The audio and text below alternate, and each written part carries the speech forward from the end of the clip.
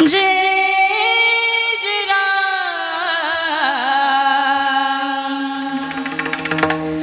कृष्ण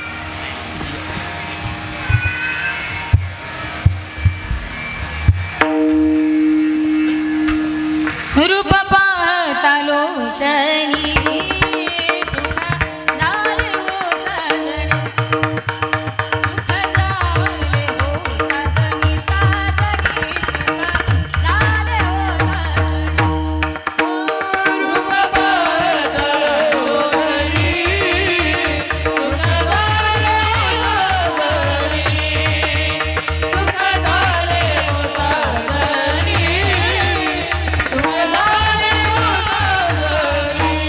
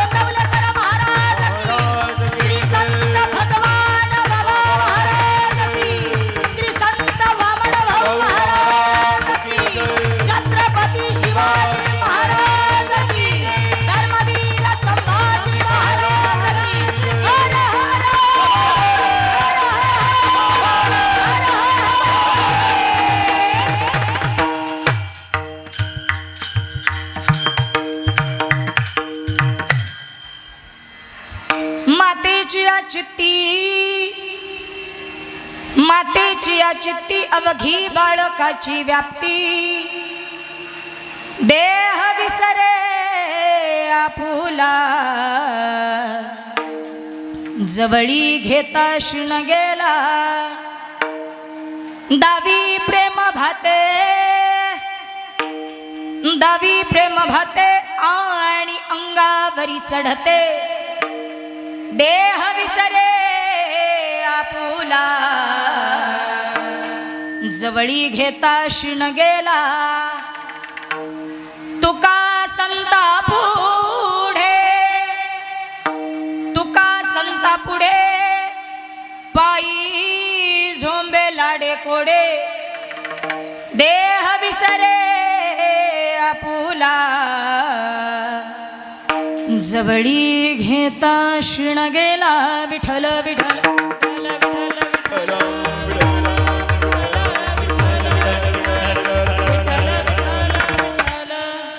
महायोगपीठ तटे भीमरथं वरं पुंडरीकाय भागं मुनीन्द्र समागत्य तिष्ठन्तमानन्दकन्दं परब्रह्मलिङ्गं भजे पांडुरंग करू व्रत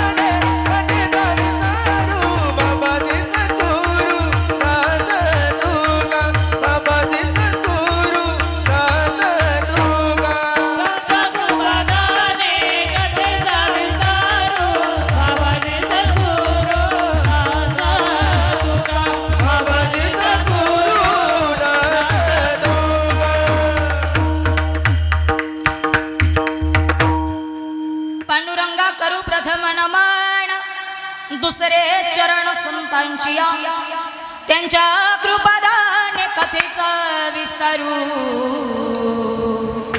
बाबाजी सद्गुरु दास तुका जयांचे केली स्मरण होय सकळ विद्येचे अधिकरण तेची बंधू श्री चरण श्री गुरूंचे दर नमस्कारोणी आता अलंकापुरी रम्य सिंहासनस्थं पदं भोजते स्फुरद्दि प्रदेशं विदीन्द्रादिदेवैः सदा स्तूयमानं समाधिस्थमूर्तिं भजे ॐ नमो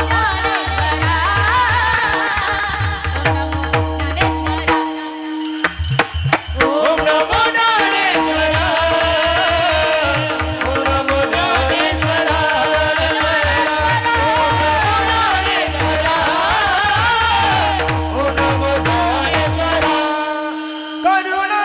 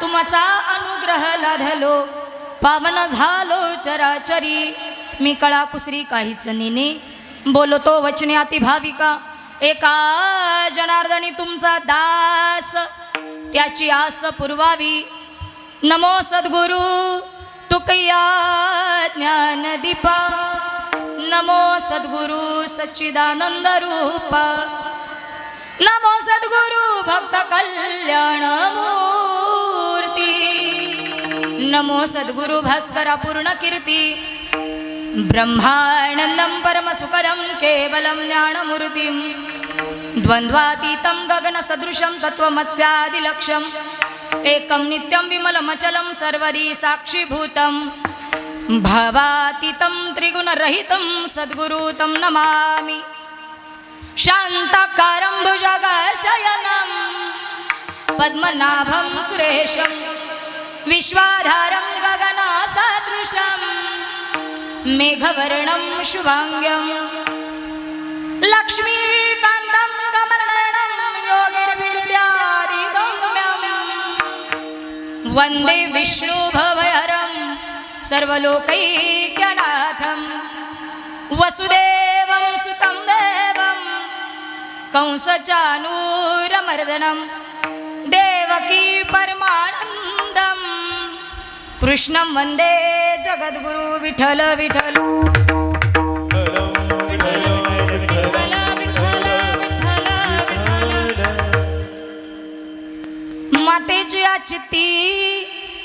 मातेची या चित्ती अवघी बाळकाची व्याप्ती देह विसरे आपुला जवळी घेता शिन गेला प्रस्तुत प्राप्तस्थळी प्राप्त प्रसंगी कीर्तनरूपी सेवेसाठी निवडलेला अभंग महाराष्ट्र सारस्वताला ललांबू ठरणारं संत साहित्य ज्यांच्या मुखारविंदातून बाहेर पडलं ते मायबापांच्या कर्णकोरांमध्ये अमृत लहरींसारखं बरसलं ज्यांना ज्ञानेअमरेंद्र बोधामृतचंद्र गाथा समुद्र चैतन्यभूषण पाषांडदूषण कथामृत असन आणि जिजाई रमण देहूचे सुप्रसिद्ध वैराग्य राग रसिक श्रीमंत संत श्री जगद्गुरु तुकोबराय यांचा सुंदर असा चार चरणांचा आईच्या अंतकरणातील मातृशक्तीचा जागर मातृशक्ती आणि या मातृशक्तीबद्दल बोलत असताना हा मातृभाव आजच्या अभंगातून जगद्गुरु तुकोबराय प्रकट करतात अनेक अभंगाची रचना करत असताना भक्त वत्सलता प्रतिपादन करत असतात पण आजच्या अभंगातून जगद्गुरु तुकोबराय आईचं विशेषत्वानं वर्णन करत आहेत अनेक अभंग आहेत तुकोबरायांचे त्यातलाच हा एक महत्त्वपूर्ण असा अभंग आजच्या अभंगातून जगद्गुरु तुकोबराय आईच्या अंतकरणातील व्याप्ती नेमके कोणाबद्दलची आहे यथार्थपणे विस्तृतपणे सांगत आहेत मातेची या चित्ती अवघी बाळकाची व्याप्ती बाळकाच्या व्यतिरिक्त जिच्या अंतकरणात दुसरा विषय चालू राहत नाही ती आई आहे किती प्रेम करते तुकोबराय ऐकायचं किती करते इतकं प्रेम करते कितीही त्रास झाला तर एकदा का लेकराचं स्वरूप पाहिलं की तो शीणसुद्धा निघून जातो देह विसरे आपुला पण कधी जवळी घेता शीन गेला तो शीन भाग निघून जात असतो पण हो तुकोबराय ती माय नेमकी करते काय हो दीपक दादा प्रश्न पडला पाहिजे की नाही काय करते ती माय त्या लेकराला खाऊ घालण्यासाठी नाना तऱ्हेचे प्रयत्न करत असते दावी प्रेम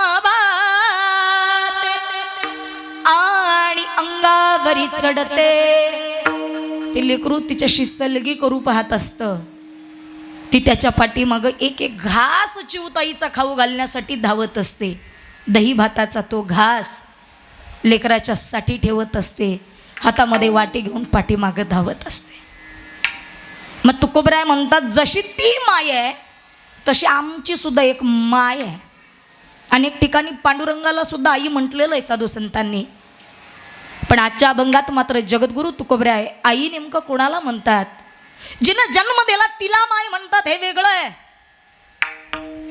पण ज्यांनी अवतार कार्य आपल्या सगळ्यांच्या कल्याणार्थ घेतलेलं आहे ती सुद्धा माय आहे.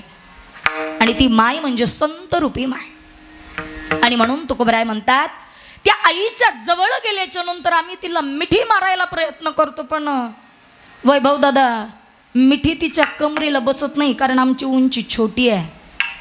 आणि संतांच्या जवळ जाताना अहंकार विरहितच जावं, आपली उंची लहान हे समजून जावं. कितीही जरी झालं तरी संतांचं खरकट खाऊन पोचलेलो आपण आहोत. त्यामुळं आपला स्वतःचा विचार करत असताना आपली उंची, आपली पात्रता समजून जावा. तुकोबराय संत आहेत, पण तरी सुद्धा स्वतःला नम्रतेच्या भावानं तिथं ठेवतात आणि म्हणतात मी अगदी लहान आहे आणि माझी मिठी माझ्या आईच्या संतरूपी आईच्या कडेला, कमरेला, खांद्याला पोहोचत नाही, मग मी तिच्या पायाजवळ सलगी करतो. तुका संता पुढे पायी झोंबे लाडे कोडे. आम्ही लाडानं प्रेमानं तिच्या चरणाला मिठी घालतो. आणि म्हणून इतकं प्रेम करते. देह विसरे आपुला जवळी घेताशी न गेला विठ्ठल विठ्ठल.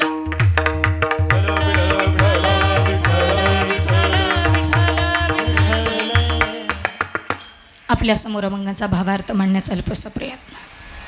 किम कारणम, कोणत्या कारणास्तव उपस्थित आहात हे तुम्हाला सगळ्यांना ज्ञात आहे, पण वक्त्याचं आद्य कर्तव्य या न्यायानं. गेल्या 1 वर्षापूर्वी दराडे कुटुंबातून कैलासवासी सौभाग्यवती यनुबाई यशवंत दराडे या आईचं जाणं झालं. 1 वर्ष पूर्ण होतंय आज. पण आईचं दुःख सहन करण्यापूर्वी आईनं सुद्धा एक दुःख सहन केलं, ते स्वतःच्या लेकराचं. कैलासवासी रामदास यशवंत दराडे. अनेक दुःख पचू शकतो व्यक्ती, पण आपल्या लेकराचं जाणं मात्र माणूस पचवू शकत नाही. कारण प्रत्येकजण एकच विचार करतो, आपण गेलो तर आपल्याला खांदा द्यायला आपलं लेकरू पाहिजे. कोण? लेकरू पाहिजे, आपला काळजाचा तुकडा पाहिजे. पण जर यदा कदाचित आपल्या अगोदर आपल्या लेकरांना खांद्या देण्याची वेळ ज्या मायबापांवरती येते ना, सगळ्यात मोठं दुःख येते. आणि आईसाहेबांचं हे प्रथम वर्ष श्राद्ध आणि त्यांच्या चिरंजीवाचं हे द्वितीय वर्ष श्राद्ध. 2 धक्के या कुटुंबानं दुःखाचे पचवलेले, पण तरीसुद्धा एका अनुभूतीला पोहोचलेला हा परिवार आहे की जायचंय प्रत्येकाला, जाणं हे निश्चित आहे. पण आईचा सुद्धा सोहळा करता येऊ शकतो हे दाखवणारं हे दराडे कुटुंब आणि आदर्शवत असणारं हे दराडे कुटुंब, त्यांनी हा सोहळा उत्तम पद्धतीनं केलेला आहे. ज्ञानोबरांच्या भाषेत बोलायचं झालं तर ज्ञानोबराय म्हणतात, जीवाला आलेला या मृत्यू लोकात आलेला प्रत्येकाला 2 सोहळे ठरलेले आहेत. पण गंमत असे, पहिला सोहळा होतो, दुसरा सोहळा होईल की नाही याची शाश्वती सोहळे होतात. पहिला सोहळा अनेक जणांचा झाला. कुणाचा झाला? जो जन्माला आला त्याचा. देहाची या गावालिया जन्म मृत्यूची या सोहळिया ना म्हणो नये धनंजया जिया परी. हा देह किती तत्वांचा आहे? देह तव पाचाचे झाले ते कर्माच्या गुणी गुंतले विषय चाकी सुदले जन्म मृत्यूच्या. सोहळा सांगितला पंचतत्वांचा. देहाबद्दल सुद्धा माझे ज्ञानोबराय बोलतात, जन्माचा आणि मृत्यूचा सोहळा. पण ऐका ना, जन्माचे सोहळे सगळ्यांचे होतील, नाही परिस्थिती तरी साखरपान वाटून तरी सोहळा केला जातो. पण मृत्यूचा सोहळा हा बोटावर मोजण्या इतक्याच लोकांचा झाला माईबाप. आणि तसा आज हा आईचा प्रथम वर्ष श्राद्धाच्या दिवशी हा नामयज्ञ सोहळा या दराडे कुटुंबानं उपस्थित केला. नामांकित रत्न इथं उपस्थित केले हो. जसं रत्न जर एखाद्या हारामध्ये गुंतवायचे असतील तर त्याला सोन्याचंच कोंदण असावं लागतं, तर त्याला त्या मौल्यवान हिऱ्यांना किंमत प्राप्त होत असते. सोन्याचं कोंदण या दराडे कुटुंबानं तयार केलं आणि या सोन्याच्या कुंदनात हे नवरत्न जडीत हिरे आज इथं उपस्थित केले. त्यातलंच महत्त्वाचं नाव महाराष्ट्रातलं नामांकित गायनाचार्यांमध्ये ज्यांचं नाव अग्रगण्यानं घेतलं जातं. वाणीमध्ये गायनामध्ये गोडवा आहे, पण विचारांमध्ये आणि राहणीमानामध्ये नम्रपणा आहे. असे बंधुतुल्य असणारे परम आदरणीय परमश्रद्धेय हरिभक्तीपरायण स्वर सम्राट, स्वर भास्कर, स्वर अलंकार किती जरी उपाध्या दिल्या तरी कमी पडतील असे हरिभक्तीपरायण, ज्यांच्या गायनात सुद्धा वैभव आहे, असे आमचे वैभवजी महाराज आहे. त्यांच्या चरणविंदी नतमस्तक होते. त्याचबरोबर तेवढ्याच ताकदीचं गायन आहे. आज मला म्हणावंसं वाटतं, आज इथं 5 संतांचं येणं आहे. किती? तुम्ही म्हणाल 5 कसे? ऐका, आज ज्ञानोबाराय सुद्धा आहेत, निवृत्तीनाथ सुद्धा आहेत, सोपान काका आहेत, नामदेवराय आहेत आणि या सगळ्यांमध्ये एक मुक्ताई सुद्धा आहे. आणि आनंद आहे या गोष्टीचा की ही 4 रत्न इथं उपस्थित आहेत. त्यातलं दुसरं जे रत्न आहे गायनातलं, तेवढ्याच ताकदीनं जो सुंदर हरकतीने उत्तम अशा गायनाच्या हरकती ज्यांनी गायनात उतरवाव्यात ते परमादरणीय परमश्रद्धेय हरिभक्तीपरायण बंधुतुल्य आमचे अक्षयजी महाराज आहेत. महाराजांच्याही चरणविंदी नतमस्तक होते. नावाप्रमाणे ज्यांचं गाणंसुद्धा अक्षय आहे, त्याचबरोबर सुंदर अशी पकवाजावरती ज्यांची साथ आहे ते परम आदरणीय परमश्रद्धेय हरिभक्तीपरायण. मी मगाशीच सांगितलं, माणसाच्या चेहऱ्यावरून माणसाची पारख करू नये. पुस्तकाच्या कवरावरून अजिबात पुस्तकाची किंमत ठरवायची नाही दादा, बरोबर की नाही? चेहऱ्यावर राग दिसतोय जणू काही असं आहे का? नाही, थोडासा धाक आहे. आल्याला मी घाबरले होते, पण वाजवण्यामध्ये तेवढीच ताकद आहे, भारदस्तपणा आहे. आणि मृदुंगाचार्य, मृदुंग सम्राट, मृदुंगाचे महामेरू असे असणारे हरिभक्तीपरायण आमचे, ज्यांनी वादनासुद्धा स्वतःचा दीपक नावाप्रमाणे दिवा प्रज्वलित केलेला आहे, असे दीपकजी महाराजांच्या चरणविंदी नतमस्तक. आणि आज आणखीन एक मुक्ताई जिचं नाव सांगायचं राहून गेलं, ते म्हणजे आम्हाला स्वाभिमानानं सांगावंसं वाटतं. परम आदरणीय परमश्रद्धेय हरिभक्तीपरायण आमची भगिनी गायत्रीताई आहेत. गायत्रीताईंच्या सुद्धा चरणविंदी नतमस्तक होते. उत्तम गाणं कोकिळा म्हणून नामोल्लेख ज्यांचा घेतला जातो अशा त्यांच्याही चरणविंदी नतमस्तक. आणि महत्त्वाचं म्हणजे तुमची माझी भेट होण्याचं जे मुख्य माध्यम झाले, आज इथं म्हणावंसं वाटतं, परमादरणीय परमश्रद्धेय हरिभक्तीपरायण ज्ञानोबारायांचं नाव घेताना नुसतं ज्ञानेश्वर असं घेतलं जात. कुणाचंही नाव ठेवलं तर ज्ञानेश्वर म्हणत नाही, पण माऊली म्हणतो. जसं त्या मुक्ताबाईंच्या पाठीमागं माऊली ज्ञानोबराय होते, तसं या मुक्ताबाईंच्या पाठीमागं हे ज्ञानेश्वर माऊली सुद्धा इथं आज आहेत. त्यांच्यामुळं आज इथे येण्याचा, तुमच्या भेटीचा योग. खूप नम्र स्वभाव आहे. माणसाची उंची ही त्याच्या कपड्यावरून ठरवली जात नाही. मी कायम एक वाक्य सांगत असते, एक वेळ माणसाच्या शरीरावरचे कपडे मळलेले असतील तरी चालतील, फाटलेले असतील तरी चालतील, पण माणसाच्या विचारांची उंची मात्र फाटलेली नसावी, ती मळलेली नसावी. आणि तेवढ्याच ताकदीचं उदाहरण म्हणजे आमचे ज्ञानेश्वर दादा आहेत. सुंदर असे चोपदार काका आहेत आमचे हरिभक्तीपरायण दिनकर महाराज आहेत. महाराजांच्या चरणविंदी नतमस्तक होते. समस्त ग्रामस्थ टाळकरी असतील. गोड असं नियोजन आहे. आणि महत्त्वाचं म्हणजे इथं आज या कार्यक्रमाला तुम्ही जोपर्यंत जिवंत आहे तोपर्यंत हा कार्यक्रम तुम्ही पाहू शकता. माझा विठ्ठल हा HD चॅनल आहे, प्रतीक सानप दादांचा, बरोबर ना? दादांच्याही चरणविंदी नतमस्तक होते. त्याचबरोबर सुंदर अशी साऊंड सिस्टीम आहे. प्रचंड आनंद आहे, प्रचंड आनंद. दादा आपल्याही चरणविंदी नतमस्तक होते. सगळ्यांच्याच इथं आलेल्या शत्रुवर्गाच्या चरणविंदी नतमस्तक होते. आणि सेवेला म्हणा की पूर्णविराम. आत्ता कुठे सुरुवात झाली ना, सेवेला प्रारंभ. विठ्ठल विठ्ठल विठ्ठल विठ्ठल विठ्ठल विठ्ठल. तास आपल्या हातामध्ये शिल्लक आहे. आज जे बोलायचं आहे ते आईबद्दल आणि लेकराच्या नात्याबद्दल बोलणार आहे. अंतःकरणाची व्याप्ती जिनं आपल्या लेकरासाठी समर्पित केली ती माय आहे. पण दुर्दैवाची गोष्ट अशी आहे की आईला ओळखताच येत नाही. आम्ही सहजतेनं म्हणतो आईला कळतच नाही. का? काय कळतं तिला? ना ती शिकलेली ना तिनं डिग्री घेतलेली. आई शिकलेली असो वा अडाणी असो अशिक्षित असू द्या, पण तिच्याकडं जे ज्ञानाचं विद्यापीठ आहे ते जगाच्या पाठीवरती कुठेही उपलब्ध होत नाही अशी ती माय. दुर्दैवानं सांगावं लागतोय हा दृष्टांत. मला वाईट वाटतं पण हरकत नाही. सुरुवातीला अनावधानाने येतोय तर बोलून जाते. ऐका.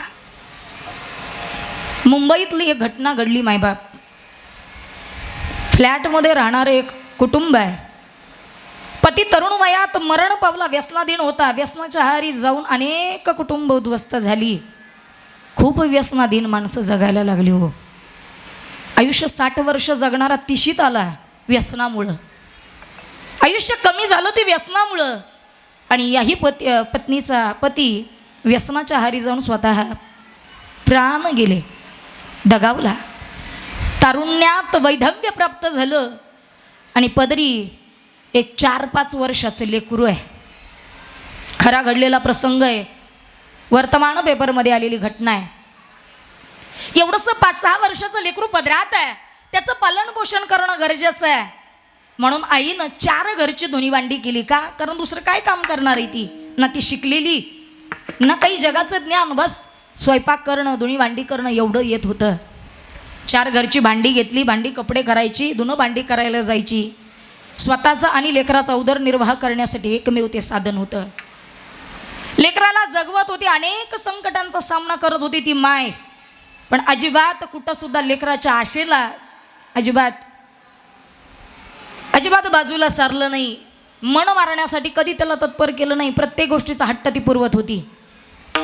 बघता बघता लेकरू 8वी-9वीला गेलं. शिक्षणाचा खर्च वाढला. आणि ज्यावेळेस शिक्षणाचा खर्च वाढतो त्यावेळेस त्या आईनं विचार केला आतापर्यंत 4-5 घरची धुणी भांडी करते, कदाचित 1-2 घरची अजून वाढवून घ्यावी लागतील. का? कारण लेकराचं शिक्षण आहे आणि शिक्षणासाठी प्रचंड खर्च आहे. बघता बघता पोरगं 10वीला जाईल, पुन्हा कॉलेजला जाईल. म्हणून आत्तापासून सेविंग्स केल्या पाहिजेत. म्हणून त्या आईनं 4 घरची भांडी अधिक करायला घेतली. बघता बघता पोरगं 9वीमध्ये खूप चांगल्या मार्कानं पास झालं. 10वीला गेलं. 10वीत राज्यात पहिलं आलं. आणि राज्यात पहिलं आलेलं पोरगं त्या आईला आनंद इतका झाला.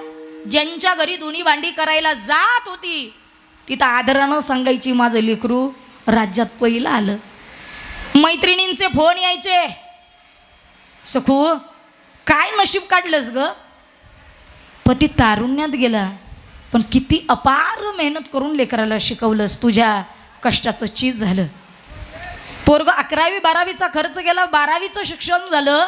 परदेशी बोलावून आलं आणि परदेशी पोरगं निघून जाणार म्हणून पैशांची व्यवस्था करणारी ती माय 4 घरची जिथं भांडी करत होती उसने पैसे अगोदर मागून घेतले. लेकरू परदेशी जाणार आहे. कुठं कमी पडता कामा नाही. पाठवलं पोरगं परदेशी. पोराचा आठवड्याला फोन यायचा आईची खाली खुशाली विचारायला. वेळ पडली तर पैसा मागायला सुद्धा दादा आई पाठवायची ना पैसे. आठवड्याला यायचा. हळूहळू फोनचं प्रमाण कमी झालं. महिन्याला फोन यायला लागला. महिन्याचा फोन 2 महिन्यानं येऊ लागला. पण कुठंतरी आशा जिवंत होती. भले 2 महिन्यानं का होईना पण फोन येतोय. आनंद होता तिला. पण हाच काळ ओसरता झाला. बरं बघता बघता 6 महिने पलटून गेले पण लेकराचा फोन नाही, पत्र नाही, मेसेज नाही, काहीच नाही.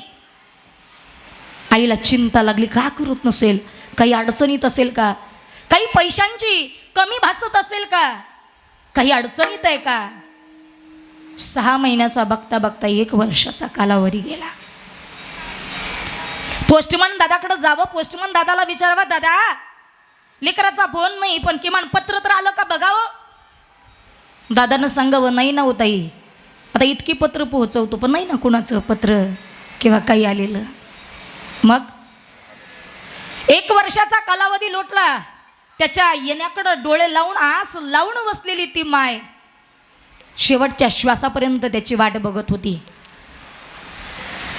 तिच्या नशिबी कुठं माहिती होतं तिला की शेवटपर्यंत वाटच बघणं लेकराची लिहिलं आहे. शेवटपर्यंत वाट बघत होती. शेवटचा श्वाससुद्धा त्या 4 भिंतीच्या आत घेतला. प्राण गेला, पण ओढ होती शेवटची भेट व्हावी. लेकरू जे गेलं ती तिकडंच प्रपंच थाटला. नाही आईची स्मरण झालं, आईचं आठवण झालं, आणि आईची आठवण न झाल्यामुळं बघता बघता स्वतःचा प्रपंच थाटला. 15 ते 20 वर्षांचा कालावधी लोटला आणि पुन्हा मायदेशी येण्याची इच्छा निर्माण झाली. आलं ते आलं, पण इच्छा निर्माण झाल्याच्या नंतर त्या ठिकाणी आलं जिथं शाळा आहे. शाळा आहे तिथं आल्याच्या नंतर आठवला तो प्रसंग. अरे ज्या स्टेजवरती समाजातील माझ्या शाळेतील नवे प्रत्येकानं माझं कौतुक करण्यासाठी याच व्यासपीठावरती हार तुरे आणले होते, डोळ्यासमोर गेलं. तो प्रसंग डोळ्यासमोरून जात असताना कोपऱ्यामध्ये उभी राहिलेली माय, डोक्यावरचा पदर सावरणारी माय, ती मायही आठवली. माय आठवल्याच्या नंतर घराची आठवण झाली. घराकडे पावले वळली.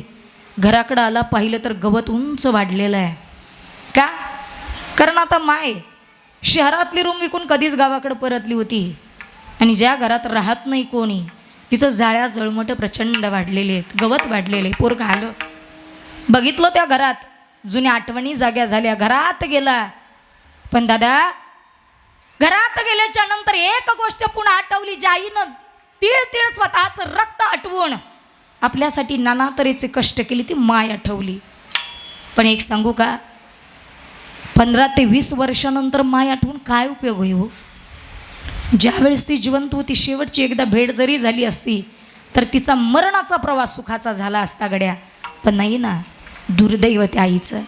शेवटचा श्वास फक्त लेकरासाठी मोजते ती माय. निस्वार्थी तत्वाचं नातं म्हणजे जगाच्या पाठीवरती एकमेव आहे. कारण इथं सगळीच नाती बरबटलेली आहेत, सगळी नाती बरबटलेली आहे स्वार्थानं.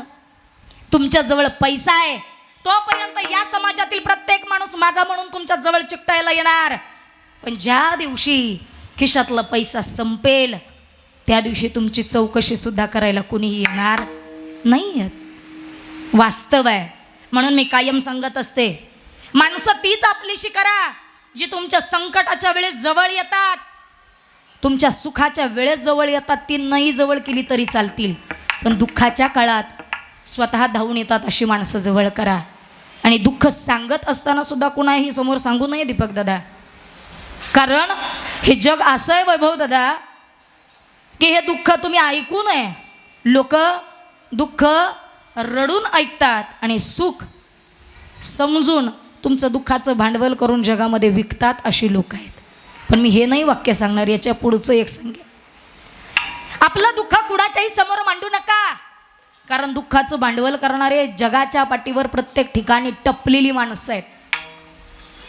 अपने आंखों के आंसू किसी के सामने गिराया मत करो. ऐका बरं, अपने आंखों के आंसू किसी के सामने गिराया मत करो, अपने दिल का हाल किसी के सामने बताया मत करो. अपने दिल का हाल किसी के सामने बताया मत करो.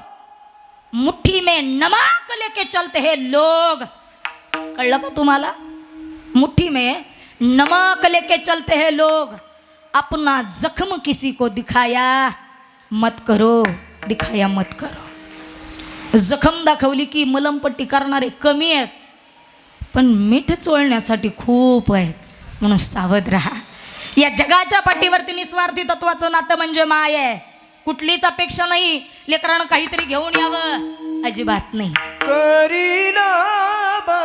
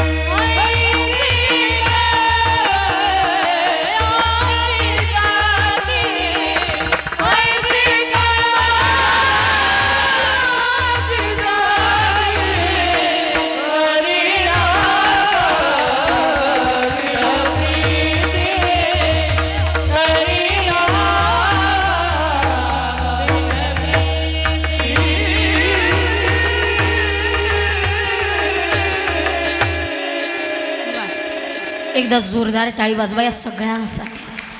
ऐसी कळवळ्याची जाती करी लाभा विण प्रीती. लाभाशिवाय जी प्रेम करते तिचं नाव हे माय आहे. मग ती माय अनेक स्वरूपातील आहे. पृथ्वी माता सुद्धा मायच आहे आपली. धरत्री माता माय आहे. अनेक स्वरूप आहेत. वेदानं त्या आईला प्रथम स्थान दिलं. मातृदेवो भव पितृ देवो भव. प्रथम आईला स्थान आहे. का? कारण ही आई म्हणजे जगाच्या पाठीवरती भगवान परमात्म्यानं एकमेव अशी व्यक्ती निर्माण केली जिथं स्वतः जरी कमी पडला तरी ती कुठेही कमी पडत नाही. आ म्हणजे आत्मा, ई म्हणजे ईश्वर, तिचं नाव आई. बहिणाबाई म्हणतात ही जी माय, आता आई शब्द आला हो, पण पूर्वीच्या काळापासून एक शब्द होता माय नावाचा. माय म्हणता म्हणता ओठा लागी ओठ भिडे. त्या म्हणता म्हणता दाता माझी जीवदाडे. आयुष्यभर माय म्हणता म्हणता ओठा लागी. ओष्ठ व्यंजन, दंत व्यंजन, अनेक व्यंजनातले प्रकार आहेत. त्यातलं माय हा शब्द ज्या वेळेस उच्चारला जातो ओठांना ओठ स्पर्श होत असतो आणि माय हा शब्द तयार होतो. मातृत्वाचे अनेक दाखले आहेत. कशी असते माय ऐकायचं. सुभद्रा माता ज्या वेळेस रणभूमीवरती गेली का अभिमन्यू याला शोधण्यासाठी, सगळीकडं लेकराला साधं घालणारी सुभद्रा माता आहे. कारण बराच वेळ झालं लेकरू दिसलं नाही. अर्जुनाला सांगावं आपलं लेकरू दिसत नाही आहे, कुठं आहे बघा. धावत धावत रणभूमीवरती आली. अंधार पडत चालले जाय, लेकरू दिसत नाही आहे. नजर भिरभिरतीये आणि या भिरभिरत्या नजरेनं आपल्या लेकराला शोधण्यासाठी ती सुभद्रा माता धावतीये. एके ठिकाणी आली. अंधार पडतोय. डोळ्यांना दिसेनासं झालं, धुसरसं दिसत होतं. चालता चालता पायाखाली काहीतरी ढेसकाळलं म्हणून खाली वाकून पाहिलं तर दगड नव्हता. स्वतःचं लेकरू कणत पडलं होतं, विबळत होतं अभिमन्यू. तिनं पाहिलं त्या लेकराला आणि पाहिल्याच्या नंतर टाहो फोडला हो. का? कारण ते लेकरू धारातीर्थी पडलं होतं. रक्तबंबाळ झालेला तो देह होता, दगडी शिरलेला तो देह. आणि जसा का तिनं पाहिलं आक्रोश केला, रडत होती. लक्षात ठेवा, एखाद्या स्त्रीचा पती जेव्हा मरण पावतो ती ज्या वेळेस रडते तेव्हा कपाळ बडद्या आईचं लेकरू मरण पावतं त्यावेळेस ती माय स्वतःचं पोट बडवून घेत असते. पोटावर मारत होती सुभद्रा, रडत होती. देवा काय प्रसंग ओढवला. माझं लेकरू दारातीर्थी पडलं, सगळ्यांनी घात केला. एकटं पाहून माझा निरपराध लेकरू मरण पावतंय, शेवटचा श्वास मोजतोय, आक्रोश करतेय. आक्रोश ऐकला अर्जुनानं. धावत रणभूमीवरती आला आणि पाहिलं तर सुभद्रा टाहो फोडतीये, आक्रोश करतेय. स्वतःचं लेकरू मांडीवरती घेतलेली ती सुभद्रा स्वतःच्या पदरानं लेकराचं स्वरूप पुसतेय. शेवटचं पाहत होती, त्याला रडत होती. टाहो फोडणारी सुभद्रा जगाच्या मालकाला कळालं, कारण तो जाणत आहे, सर्वज्ञ आहे, सत्ताधीश आहे. कर्तुम अकर्तुम अन्यथा कर्तुम सत्ताधीश भगवान परमात्मा. पाहिलं तोही धावत आला. रडणारी सुभद्रा समजूत काढायची होती. ज्यावेळेस एखादं अतीव दुःख झालं, माहेरची व्यक्ती जवळची आपल्या जर भेटली, आपली माय, आपला भाऊ, आपली भाऊजाई, आपला बाप, त्यावेळेस ते दुःख अधिक बाहेर येत असतं. तसंच झालं. भगवान परमात्म्याला पाहिलं, दुःख अंतकरणातलं दाटून आलं. देवाला मिठी मारून रडायला लागली सुभद्रा. देवा काय झालं बघणार रे, माझं लेकरू मरणास अवस्थेत आहे. देवा काय झालं. रडत होती सुभद्रा. देवानं सांगितलं रडू नको सुभद्रा. का? सुभद्रा योद्ध्याच्या वीर पत्नीला, योद्ध्याच्या पत्नीला, वीराच्या पत्नीला रडणं शोभत नाही सुभद्रे. कळलं का? ऐक, तू सर्वसामान्य नाही, पंडू राजाची सून आहेस. महापराक्रमी अर्जुनाची पत्नी आहेस. सुभद्रा, जगाचा मालक आहे, त्याची तू बहीण आहेस, रडणं शोभत नाही तुला. देवा, डोळ्यातले अश्रू पुसले तिनं आणि देवाशी संवाद करू लागली. का दुःख आहे, पण तरी सुद्धा उत्तर देताना काय दर्जानं उत्तर दिलं बघा ना. देवा, पंडूराजाची सून म्हणून रडत नाही सुभद्रा, मग अर्जुनासारख्या पराक्रमीची पत्नी म्हणून नाही रडत मी. मग जगाचा मालक आहे नास तू, तुझी बहीण म्हणून सुद्धा नाही रडत देवा. मग आज जी रडते ना, ती अभिमन्यूची माय म्हणून रडते रे, माय म्हणून. माझं अंतकरण तुला तेव्हा कळेल जेव्हा तू स्वतः आई होशील, तेव्हा कळेल. तोपर्यंत नाही. जोपर्यंत माय होत नाही तोपर्यंत आईचं मायचं अंतकरण उमगलं जात नाही. असं म्हटलं जातं, आई कळण्याकरता आईच व्हावं लागतं आणि बाप उमगण्यासाठी बापच व्हावं लागतं. दुःख अतीव आहे, पण तरीसुद्धा जगाच्या मालकानं समजूत काढण्याचा प्रयत्न केला, पण उत्तर देणारी सुभद्रा ही आई म्हणून बोलत होती ना. ती कुणाची पत्नी होती त्यावेळेस, ना कुणाची बहीण, ना कुणाची सून होती. ती फक्त अभिमन्यूची माय. अनेक दाखलीत, अनेक दुःख अतीव आहे. अनेक दाखल्यांनीशी बोलायचं झालं तर साधं आणि सरळ भाषेत बोलायचं तर तुकोबराय म्हणतात की जिच्या अंतकरणामध्ये फक्त आणि फक्त लेकरू आहे, त्या बाळकाची व्याप्ती आहे, ती नेमकी आई आहे. अभंगाचं प्रथमच मातेची आजी मातेची आजी मातेची आजी मातेची आजी मातेची आजी मातेची आजी मातेची आजी मातेची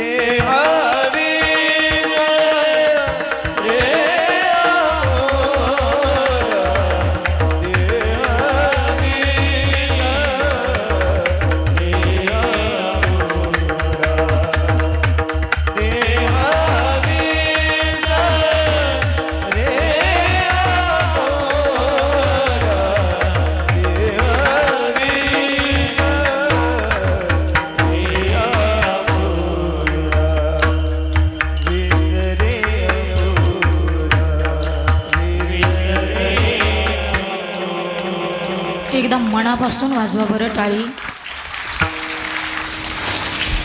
कीर्तनात टाळी होय पातकांची होळी. कीर्तनात जाणारा वेळ हा व्यर्थ जात. जो जो काळ कीर्तनी जाय तो तो होय सार्थक. श्री संत निळोबराय म्हणतात तो जो काळ आहे तो व्यर्थ जात तो सार्थकी लागत असतो. ऐका, मातेची चित्ती अवघी बाळकाची व्याप्ती. पण मला एक सांगायचं आहे, जिनं जन्म दिला तीच फक्त माय आहे का हो? जर तिलाच फक्त आई म्हणता आलं असतं तर ज्ञानोबरायांना माऊली असं संबोधन वापरलंच नसतं. ज्ञानाबाई माझी अनाथाची माया, ज्ञानाबाई माझी अनाथाची माया. ज्ञानाबाई माझी अनाथाची माया. ज्ञानाबाई माझी अनाथाची एक जनार्दनी पाय वंदित से, एक जनार्दनी पाय वंदित से, एक जनार्दनी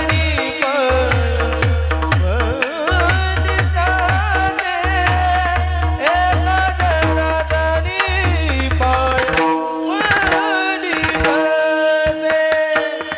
न पायांती कुणाचा विचार, न पायांते कुणाचा विचार, न पायांती कुणाचा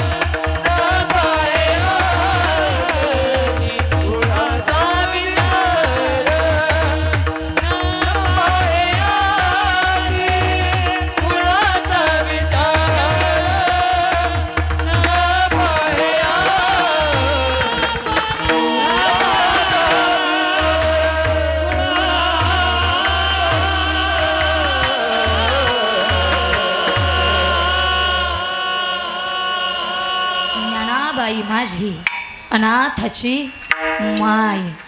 आई म्हणून संबोधन वापरलं हो, कारण ज्ञानोबराय म्हणजे माय आहे. पण ऐका ना, आईची सुद्धा एखादी मैत्रीण असावी आणि ती मैत्रीण म्हणजे लेक असते बरं. ज्ञानोबरायांना सुद्धा दुःख झालं पण ते दुःख व्यक्त कुणापाशी करायचं म्हणून स्वतः ताटी लावून घेतली. आणि ज्या वेळेस ही ताटी लावून घेतली त्यावेळेस जगाला माझ्या मुक्ताबाई महाराजांचा अधिकार कळाला. काय म्हणतात, किती गोड वर्णन केलंय मुक्ताबाई महाराजांनी. योगी पावन नाम नाता, योगी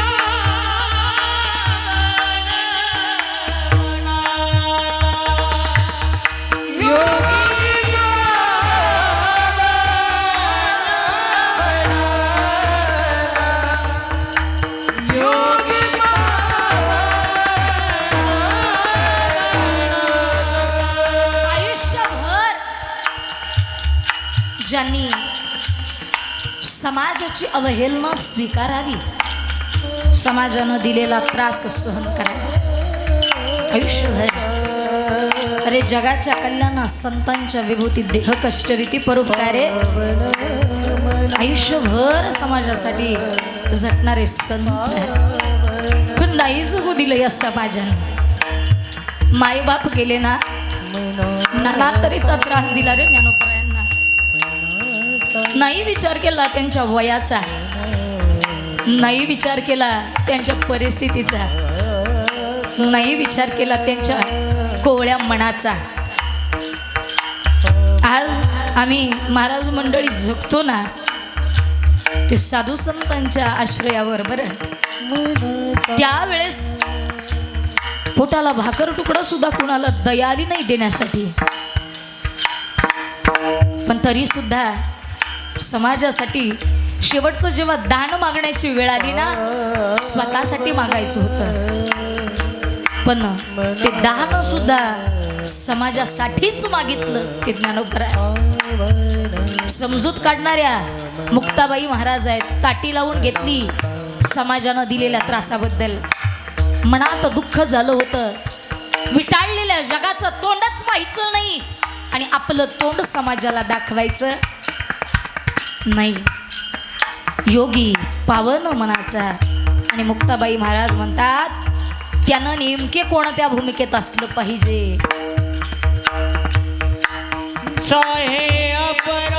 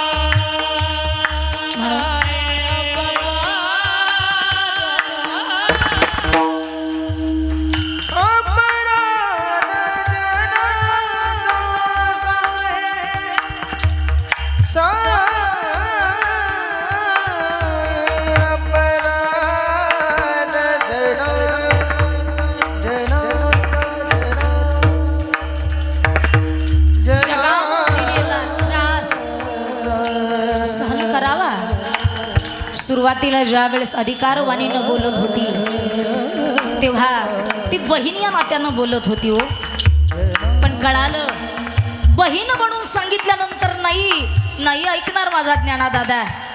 मग आता बहीण या भूमिकेत नाही, गुरु बहीण या भूमिकेत, तरी सुद्धा ऐकायला तयार नाहीत.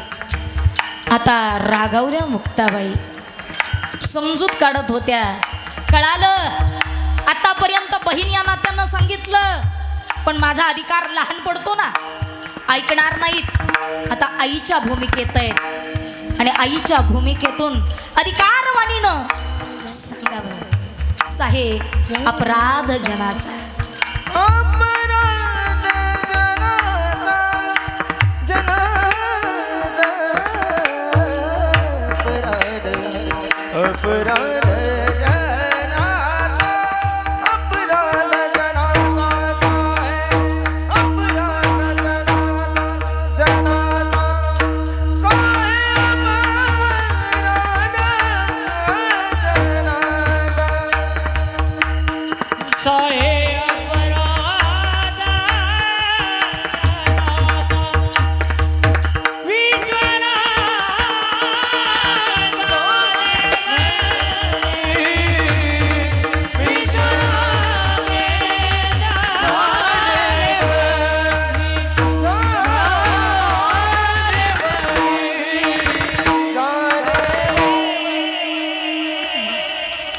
योगी पावन मनाचा, साहे अपराध जनाचा.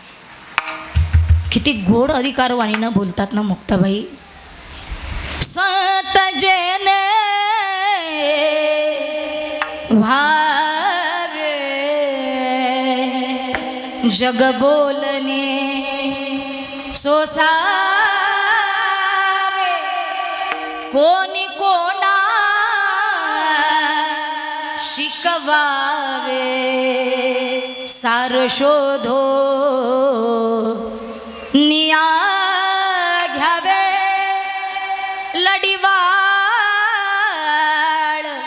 मुक्ताबाई जीव मुद्दल ठाईच्या ठाई तुम्ही तरोणी विश्वतारा ताटी उघडा ज्ञानेश्वरा ज्ञानेश्वरा ज्ञानेश्वरा. ज्ञानोबरायांना अधिकारवाणीनं सांगणाऱ्या मुक्ताबाई बहीण होती, पण वेळ प्रसंगी माय सुद्धा झाली. आणि म्हणून ही जी माय आहे हिचा सुद्धा शिणभाग जात असतो. पण कधी प्रसूतीच्या वेदना होत आहेत, नाना तऱ्हेचा त्रास आहे, लेकरू आडवा आलं, सी सेक्शन करायचं म्हणजे सिझेरियन करण्याची वेळ आली, स्वतःचं लेकरू सुखरूप बाहेर जन्माला यावं याच्यासाठी वितभर पोट फाडायला सुद्धा विचार न करणारी ती आई आहे. पण ऐका ना, पोट फाडलं, प्रसूत झाली, पण ज्या वेळेस चिमुकला तो जीव, इवलुशे हात, चिमुकले ते पाय, आणि ज्यावेळेस ते स्वरूप त्या लेकराचं ती पाहते त्यावेळेस स्वतःच्या देहाचा विसर पडतो. तुकोबराय अभंगाच्या दुसऱ्या चरणात. देह विसरे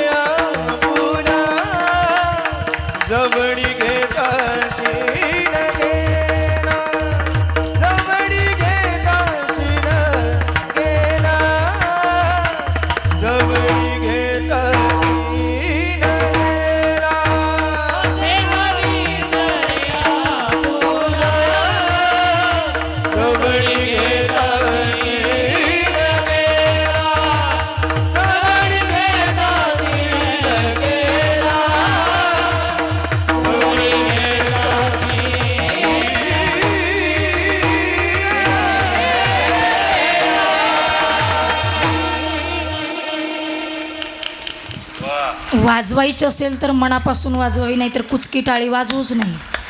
हां, शब्द लागू नये, पण जर लागले तर तुमच्या हितार्थ आहेत असे समजून स्वीकारा. ऐका, किती प्रेम करते ती माय. त्या लेकराला, नुसत्या जन्मलेल्या लेकराला पाहिलं की स्वतः आलेला जो त्रास झालेला आहे तो सगळा विसरते. आलेला शीण निघून जातो, देह विसरे आपुला. पण कधी जवळी घेता शिन गेला, त्या लेकराला ज्या वेळेस ती घट्ट मिठी मारते तिची ऊब त्या लेकराला कळत असते. हो बघा ना, घरातल्या सगळ्यांनी रडणाऱ्या लेकराला घेतलं तरी लेकरू रडायचं थांबत नाही, पण आईचा नुसता स्पर्श झाला की रडणं थांबतं. काय कळत असेल हो त्याला त्या पोटातली जी ऊब मिळाली ना, ती ऊब जन्मल्यानंतर सुद्धा त्याला ती जाणवत असते. आणि म्हणून इतकं नितांत प्रेम करते. तिचं नाव माय. इतिहासातली सुद्धा एक माय आहे. संस्कारक्षम पिढी घडवणं प्रत्येक आईचं कर्तव्य आहे. आणि या कर्तव्यानिशी सुद्धा इतिहासातली एक माय जिनं अनेक भूमिका केल्या. भूमिका म्हणजे जीवन जगली परिपूर्णतेनं. कोणती इतिहासातली माय हो, जिनं राजांना कर्तव्यक्षम राजा घडवावं, स्वराज्याच्या निष्ठेसाठी तत्पर बनवावं, कर्तव्य दक्ष प्रजाहित दक्ष करणारा एकमेव राजा छत्रपती शिवराय. आपण म्हणतो ना काय, आता जो अंधार झालेला आहे त्या अंधारासाठी एक दिवा पाहिजे, बरोबर की नाही? कसं म्हणतो? अंधार फार झाला एक दिवा पाहिजे. काय म्हणतो आपण? अंधार फार झाला एक दिवा पाहिजे. या देशाला जिजाऊचा शिवा पाहिजे. या देशाला जिजाऊचा शिवा पाहिजे.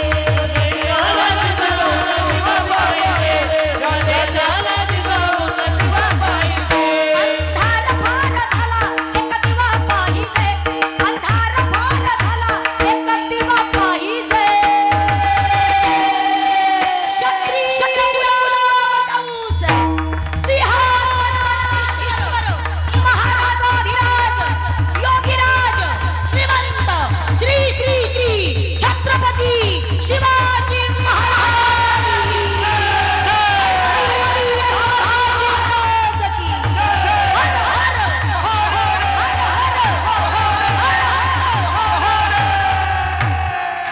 या देशाला जिजाऊचा शिवा पाहिजे.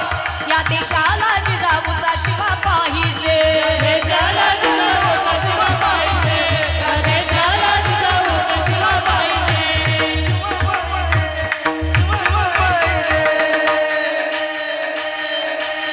खऱ्या अर्थानं विचारांचा अंधार झाला म्हणून तर लव जिहाद सारखी प्रकरणं वरती यायला लागली. आता तर कार्पोरेट जिहाद सुद्धा डोकं वर काढू लागला. आपल्या पोरी सुरक्षित नाही राहिला. आणि पुन्हा मला वाटतं पुन्हा साधू संतांनी शिवरायांनी पुन्हा जन्म घ्यावा. पण ऐका ना, शिवरायांनी जन्म घ्यावा असं वाटण्याचं एकमेव कारण माझे संस्कार घडवणारी जिजाऊ आई साहेब आहेत. आणि जिजाऊ आई साहेबांनी जे घडवलं तो राजा आजही भले नसू द्या त्याची मंदिरं, पण हृदयरूपी मंदिरात कधीच त्याला विराजमान केलेलं आहे अधिकार त्या आईचा म्हणजे माझ्या जिजाऊ मासाहेबांचा. पुण्याच्या रणभूमीवरती आणावं राजांना आणि सांगावं राजा स्वराज्य निर्माण करायचंय. हे स्वराज्य माझ्या माय माऊलीचं असेल. हे स्वराज्य शेतकऱ्यांचं असेल. हे स्वराज्य प्रत्येक दीन दलिताचं असेल. आणि राज या स्वराज्यात प्रत्येकाला स्वाभिमानानं जगता आलं पाहिजे असं स्वराज्य निर्माण करायचंय. राया राव नावाच्या सरदारानं मानवी पहार ठोकली. सांगितलं इथं जर कोणी स्वराज्य निर्माण करण्याचं स्वप्न बघेल मसनवट करू अशी त्या भूमीवरती आणावं.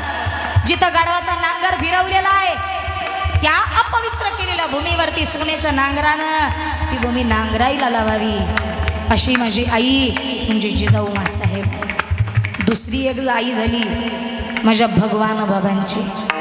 घडवावं, शिकवावं, परिपूर्णतेच्या दिशेनं लेकराला समजवावं. कारण जेव्हा एखादी व्यक्ती मोठी होत असते त्या व्यक्तीच्या पाठीमागं आशीर्वाद रूपी कार्यक्षम तत्पर असणारे मायबाप असतात. धन्य माता पिता तयाची या. आणि म्हणून असे जे अधिकार संपन्न साधू संत झाले, शिवराय झाले, यांच्या पाठीमागं घडवणारी माय आहे. पण घडवत असताना खूप काही गोष्टींचा साठा दिला, ज्ञानाचं गाठोडं दिलं. आणि या ज्ञानाच्या शिदोरीनिशी त्या लेकरांना घडवणारी माय. आणि म्हणून आणखीन एक शेवटचा दाखला देणार आहे मी. पण तो देण्यापूर्वी ती आई त्या लेकराला खाऊ घालण्यासाठी काय काय करते हो. हातामध्ये दह्याची वाटी घेते. काय करते?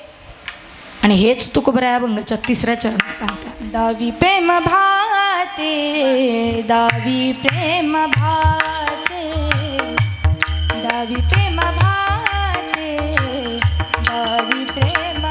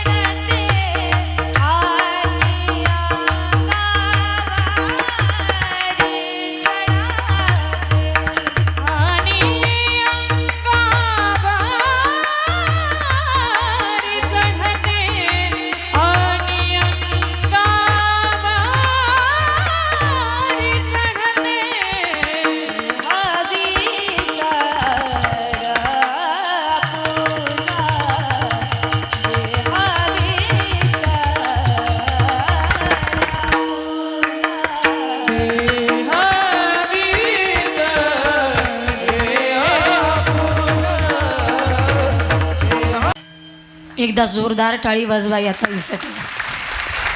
दावी प्रेम भाते आणि अंगावरी चढते.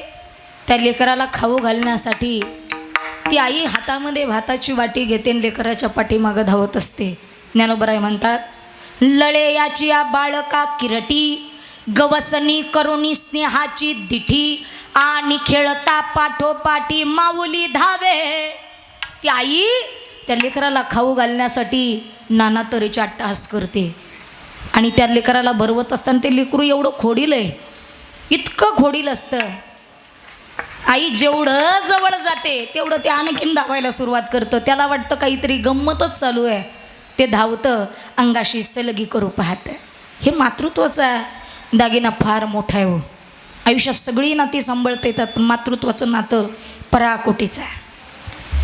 भारतातील पहिली महिला डॉक्टर आनंदीबाई जोशी, नाव परिचयाचं आहे. कमी वयात लग्न झालं आणि कमी वयातच गरोदरपण आलं. पण ऐका ना, सुविधा नव्हत्या, डॉक्टरांच्या दवाखान्याच्या सुविधा उपलब्ध नव्हत्या. परिणामी बाळ दगावलं आणि आपलं बाळ आज दगावलं.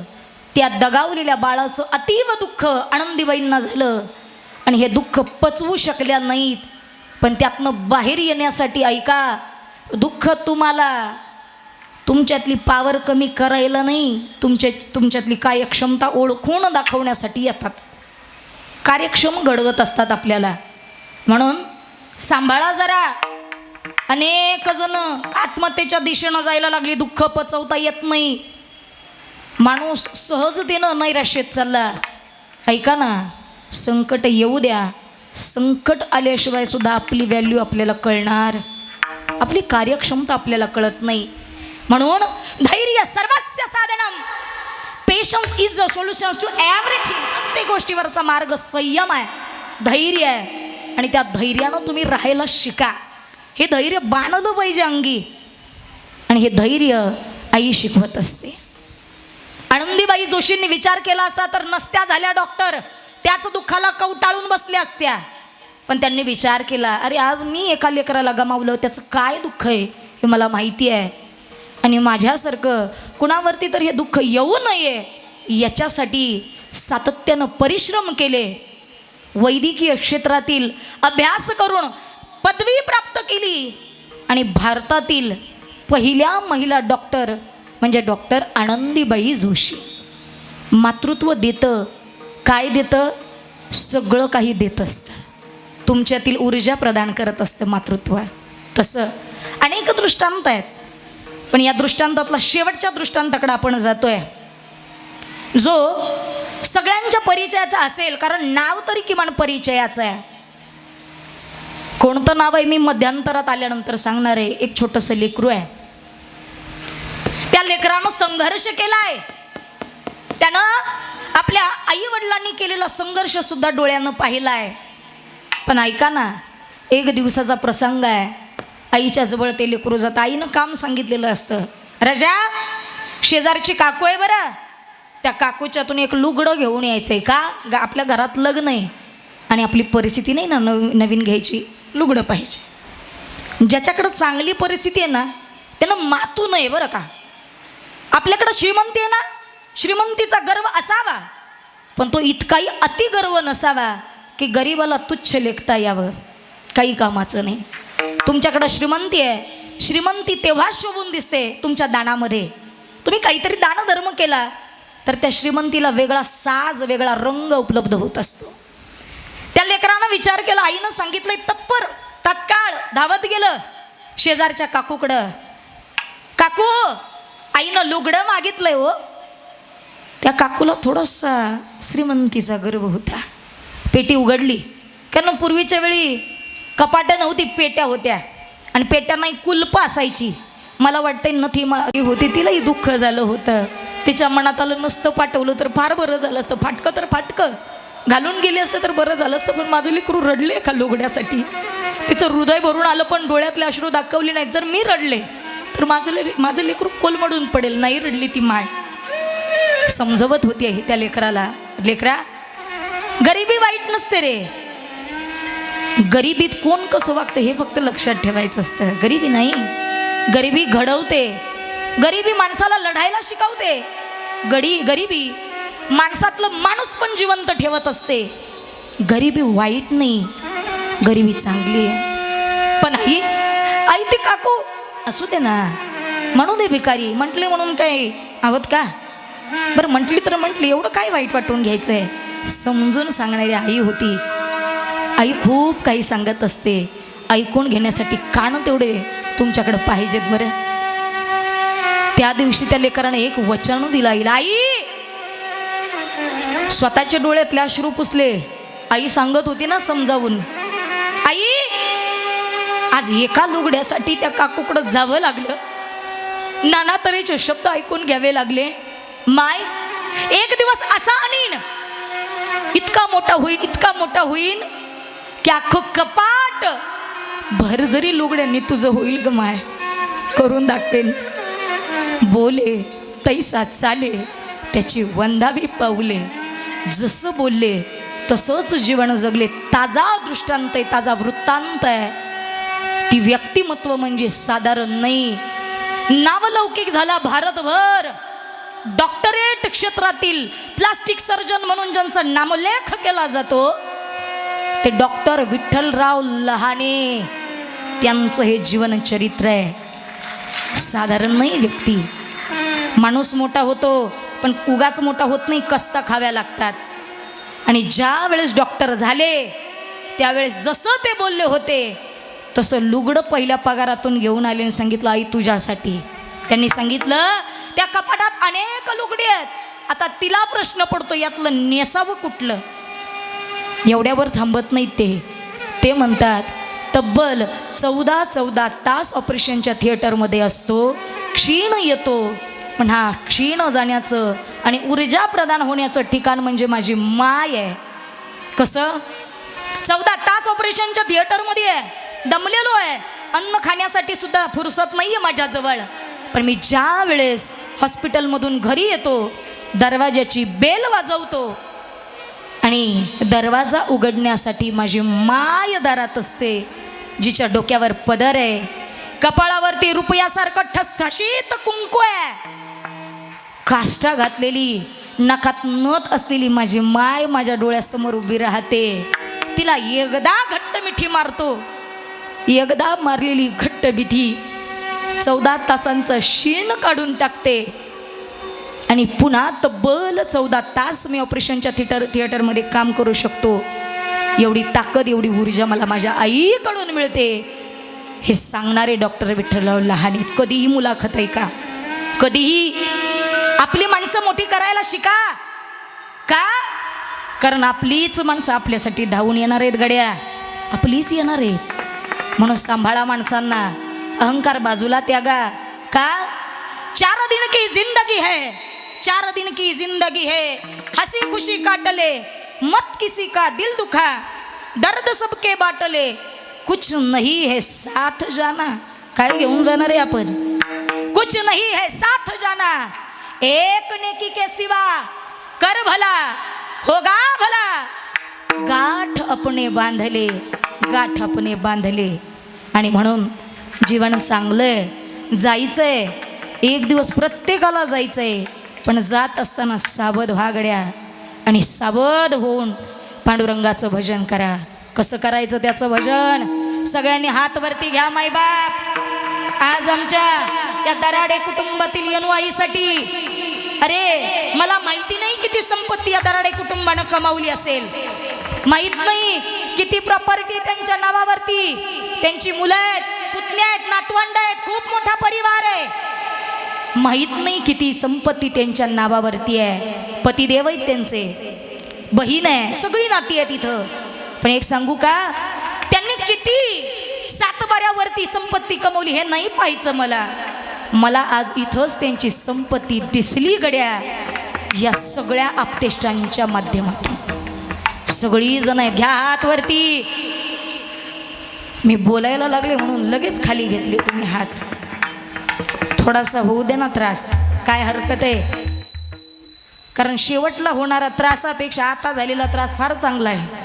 कारण नाही त्या यमासी करुणा काय करतात मारिती झोडीती तोडीती निष्ठुर यमाचे किंकर बहुसाल म्हणून ऐका ना घ्या मायबाप आईला आज भावपूर्ण श्रद्धांजली शेवटचा निरोप द्यायची वेळ आलेली आहे आईला एकदा प्रेमपूर्वक भजन करून ज्ञानदानाचं अन्नदानाचं वस्त्रदानाचं आणि नामयज्ञाचं हे सगळं पुण्य आज आईच्या चरणावरती द्यायचं आहे म्हणून एकदा प्रेमपूर्वक भजन करूया विठोबा रखुमाई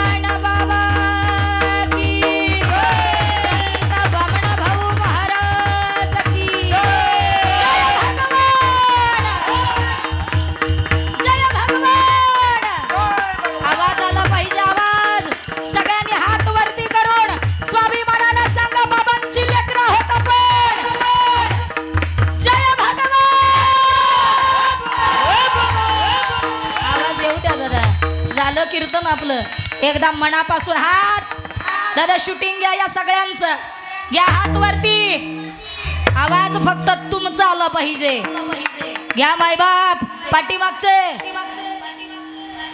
भगवान बाबा की जय भगवान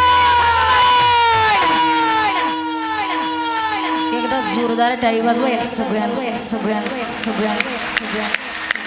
ओझ असंच घेऊन उभं राहायचं का ऐका हे सगळं तुमचं प्रेम आहे या कुटुंबानं या आईवरती नितांत केलेलं प्रेम आहे आणि दुःख खूप मोठं आहे. या दुःखाला पारावार नाही मायबाप, पण या दुःखाला जसा पारावार नाही, पण तरीसुद्धा लेकरं मात्र फार गुणी आहेत.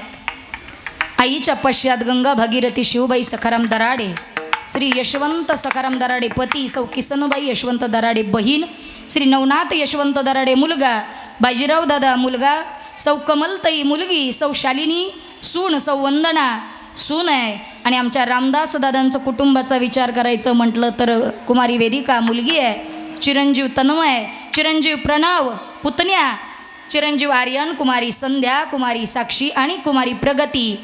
या सगळ्यांचं मनापासून ऋण व्यक्त करते मायबाप. आज तुमच्या सगळ्यांच्या आग्रहानं आणि ज्ञानेश्वर दादांच्या प्रेमाखातर इथं येण्याचा योग आला. माय कशी आहे अनेक उदाहरणाने आपल्यासमोर मांडण्याचा प्रयत्न केला. त्यापूर्वी एकदा भजन करू. विठ्ठल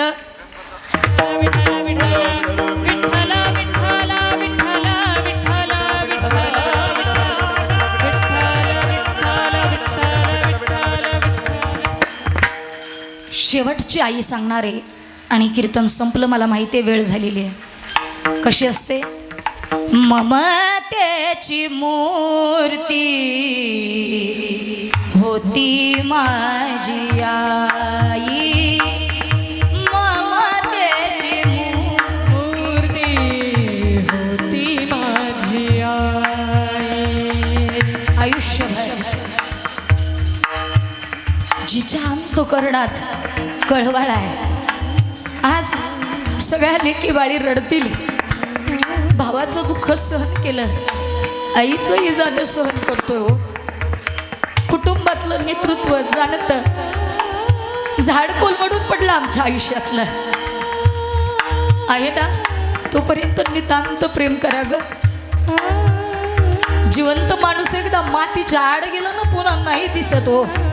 किती लाखोची संपदा द्या देवाला, पण नाही दिसत. शेवटची घट्ट मिठी मारा.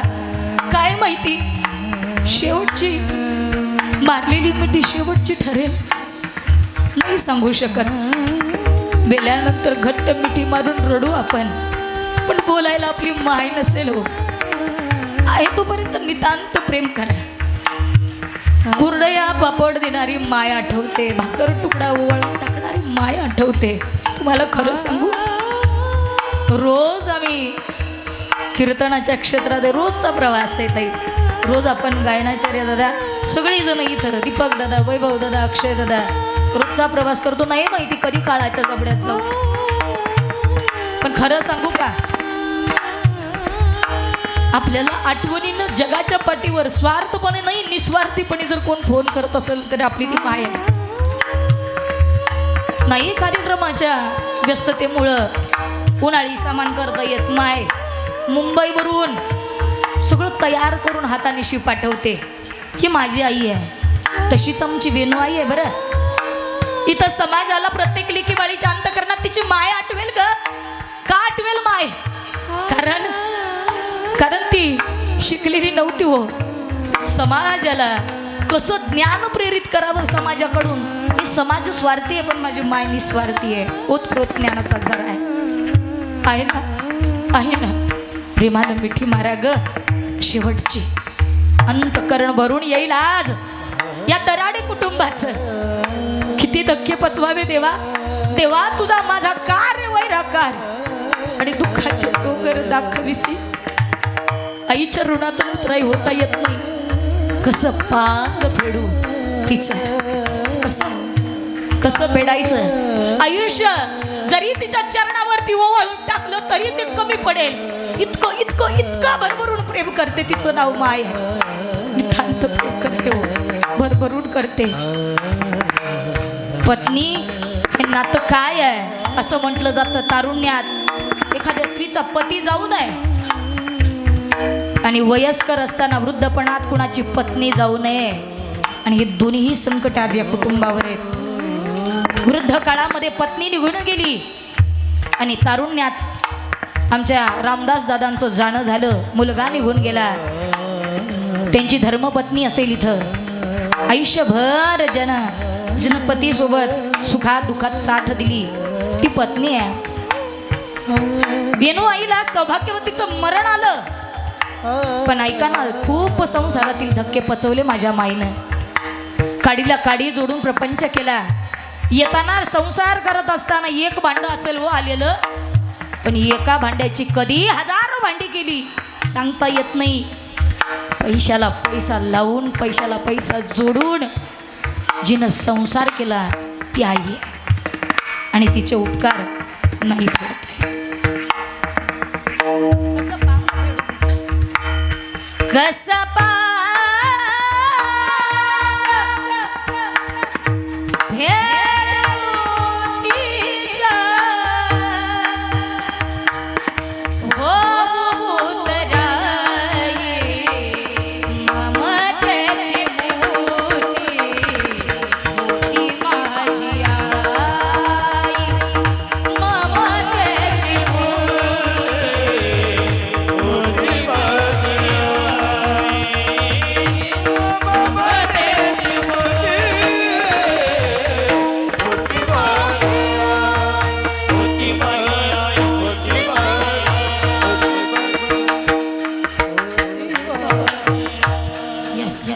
वाजवा हो टाळी एकदा.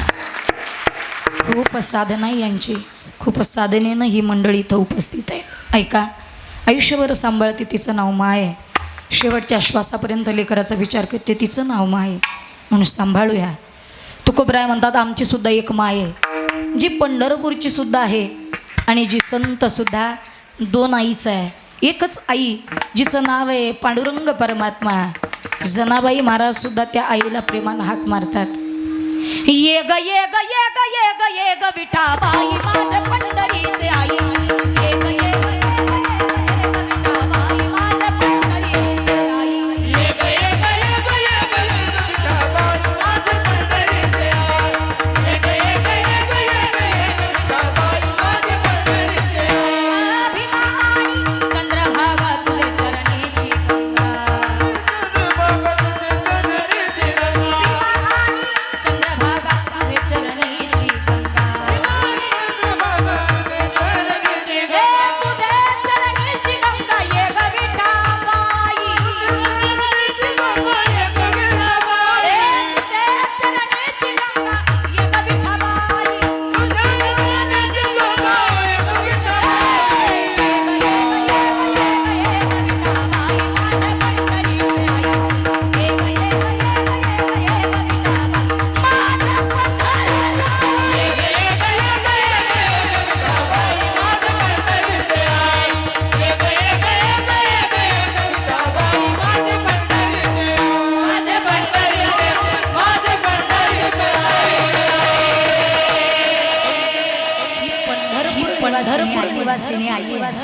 आणि एक आणखी आई आहे, तिचं नाव संत आहे, आणि म्हणून तुकोबराय म्हणतात त्या संतांच्या जवळ गेल्यानंतर आम्ही कसं जातो. अभंगाचं शेवटचं तुका